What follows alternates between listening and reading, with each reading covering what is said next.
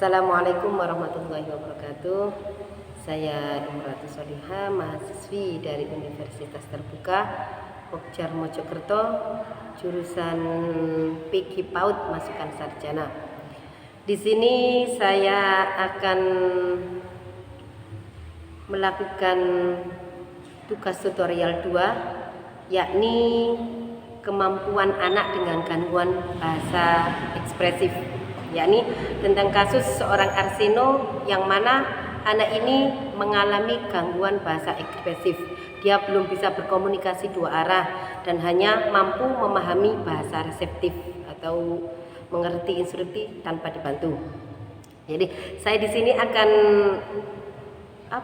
intinya saya akan melakukan strategi, metode atau media pembelajaran apa yang akan saya gunakan untuk Arseno, anak yang memiliki gangguan bahasa ekspresif tersebut.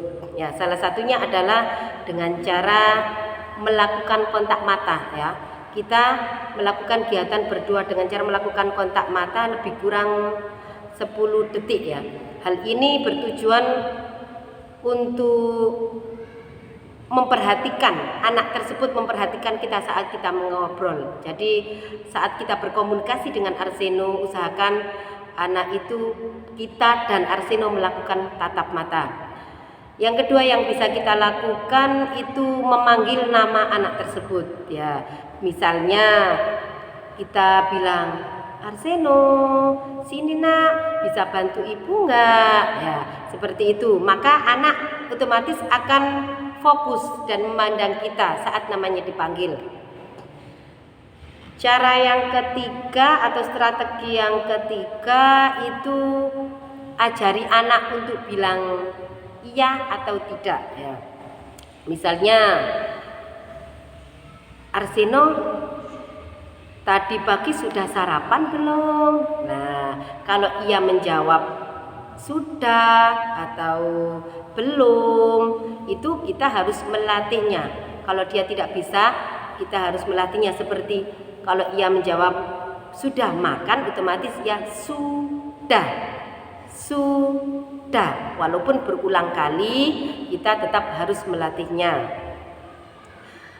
Yang cara selanjutnya itu adalah meluapkan emosi, ya, meluapkan emosi diri sendiri, karena anak yang mengalami gangguan bahasa ekspresif ini belum bisa mengekspresikan dirinya. Ya,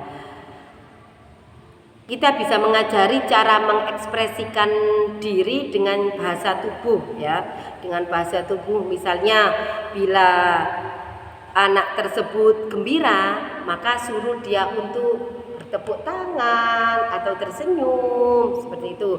Sedangkan kalau untuk sedih, bisa dengan cara menggeleng kepala seperti ini, ataupun dengan sekedar kita sebagai guru atau orang tua itu memberi sebuah pelukan. Nah, kalau nanti anak itu misalnya memberi jawaban menggeleng atau memeluk kita, otomatis itu kan jawaban sedih, itu kita nanti bisa melakukan komunikasi dengan anak tersebut.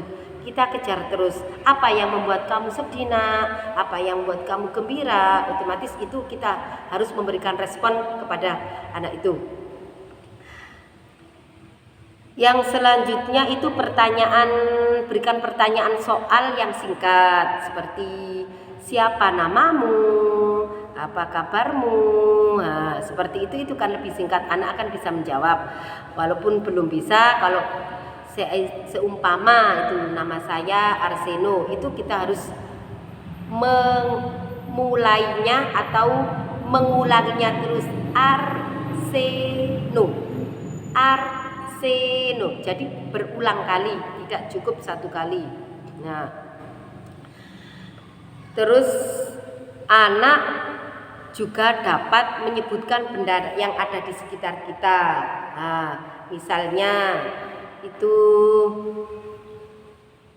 di meja kita itu ada pensil atau penghapus atau buku. Nah, kita bisa meminta bantuan pada anak tersebut untuk mengambilkan buku.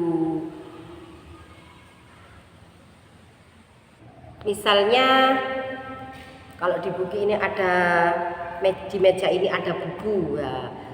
Arseno, tolong ambilkan buku. Nah, ini warnanya apa? Nah, ini warnanya coklat ya. Kita harus mengulangnya berulang kali. Coklat. Nah, sekali lagi coklat. Ya. Bentuk dari buku ini apa? Nah, itu kita bisa menstimulasi anak perlahan-lahan. Nah, bentuk dari buku ini adalah segi empat. Jadi seperti itu. Dan usahakan anak itu distimulasi itu setiap hari, walaupun itu hanya beberapa menit ya. Jangan sama sekali tidak. Nah, bentuk pelibatan orang tua seperti apa yang kita lakukan? Yang kita lakukan itu biasanya melatih kemandirian seorang anak di lingkungan rumah. Nah, kita bisa berkomunikasi atau bekerja sama dengan orang tua tersebut, misalnya dalam melakukan kegiatan sehari-hari, makan atau minum. Tentunya kita sebagai orang tua juga perlu mendampingi. Misalnya dengan cara kita makan di depan anak kita tadi atau Ananda Arseno. Nah, Ananda Arseno di depannya juga kita kasih makanan atau minuman tersebut. Nah, kalau kita makan, ayo kita makan. Ayo, dengan cara melakukan gerakan seperti itu, Arseno lama-lama juga akan mengikuti gerakan kita tadi. Yang kedua, ajak seringlah Arseno ini main dengan teman sebayanya di lingkungan kita, walaupun itu bukan teman atau adik lah, di lingkungan keluarga terdekat kita itu sering anak kalau sama teman sebayanya itu dia akan lebih mau untuk berkomunikasi daripada dengan orang dewasa. Atau kita latih anak itu untuk memiliki sikap tanggung jawab. Nah, misalnya dengan cara bila kita pulang sekolah, maka usahakan Ananda Arseno tadi meletakkan sepatu di tempatnya atau di rak sepatu. Saya yakin dengan stimulasi setiap hari, tentunya perlu dengan kesabaran.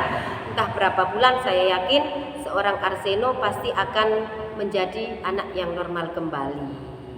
Dia akan sembuh dari gangguan bahasa ekspresif tersebut. Dia akan mampu mengungkapkan apa yang dia inginkan. Dia mampu menghasilkan kosakata yang banyak. Dan dia mampu berkomunikasi secara efektif dan senormal anak seusianya.